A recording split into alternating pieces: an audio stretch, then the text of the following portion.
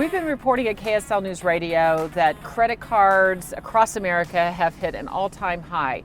Americans are almost $1 trillion in credit card debt.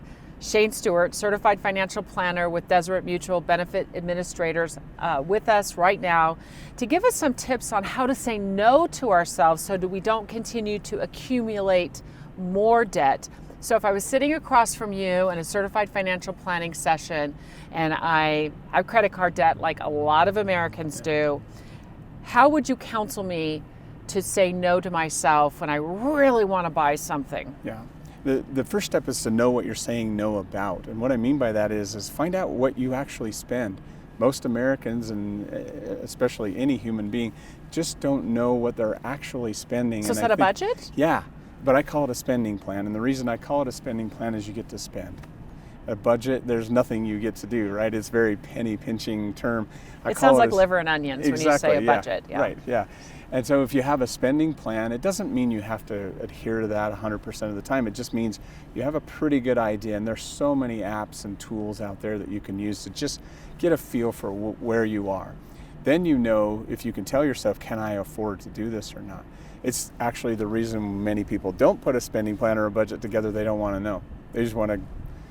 Ignorance is bliss, right? You get to spend, and then you get yourself in trouble if money's tight.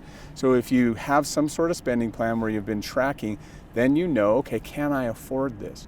And the notion of rewarding yourself once in a while is okay as long as it fits within your spending plan. If you're rewarding yourself with a night out or a drink or a candy or something like that, and it's within your spending plan, absolutely. But if you're rewarding yourself with big ticket items, that's where we get into problems. I want to pick your brain about this. Yeah. Until we have $1,000 in an emergency fund, so we don't need to use a credit card if the tire blows out or we need a new car battery, should we be saying no to those fun purchases on a credit card? If possible, and in fact, you bring up a great point. The second idea, besides having a spending plan, is build some sort of cash reserve. That takes a while to build, and having at least $1,000 in that cash reserve for emergencies is extremely helpful.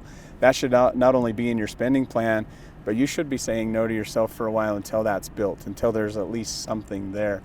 That way, it breaks the cycle of debt, meaning you build up some fortitude to not spend frivolously, and then all of a sudden an emergency happens. So if you have those two, a combination of a spending plan and a cash reserve or some money set aside, is very powerful in keeping you out of debt in the future.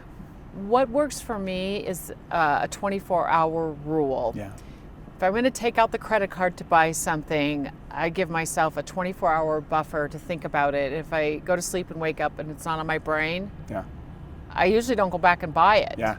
Or I'm too lazy to drive back to that store, or I've thought about it and it's like, I really don't need it. That's worked for me. I love the idea, and in fact, I've known couples or individuals who've said, okay, if it's over $100, we have to sit on it, or we have to, and like a money threshold, a dollar threshold. Oh, If it's over $100, we take 24 hours and we think about it, or if they use a dollar amount. One interesting, I was at the home of a client once where they were shut in, they needed to be home, and I said, how do you handle your credit card? And they said, we'll show you. And they went to the freezer and they pulled out this block of ice with a credit card frozen in it. And they said, if we want to buy something over $200, we have to let that melt. And there's no fair chipping it, it's not fair to put water on it, you have to just let it melt. And once it's melted, if we still want it, we'll get it. And so they gave themselves an actual barrier to using the card. It's probably not necessary to put your credit card in the freezer. However, it worked. It works for them, and you're talking about the kind of thing that just delayed a little bit of that stimulus and response. Put something in between the stimulus and response. I want this, I'm going to buy it. Put something in between to say, let me think about that just a moment and make sure it's what I want. You brought up that they were a couple in this together. They'd frozen their credit card, which makes me think that your spouse or your significant other can help be that barrier to that purchase of something you just don't need. Absolutely. Talking about it is huge. Notes Absolutely. About how much maybe they've put on the credit card and having a plan together, so you're not both spending on a credit card, but also if I wanted a new outfit, call it my significant other, if I had one, and said, I really want this outfit, but you have 2 other new outfits. Right.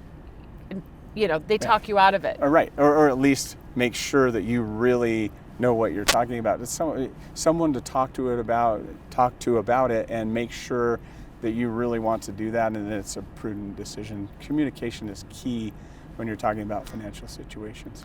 Talking to your significant other might be better than freezing your credit card in a block of ice. Absolutely. A lot easier. Absolutely. Okay, Shane Stewart, great advice. Thanks so much. You're welcome.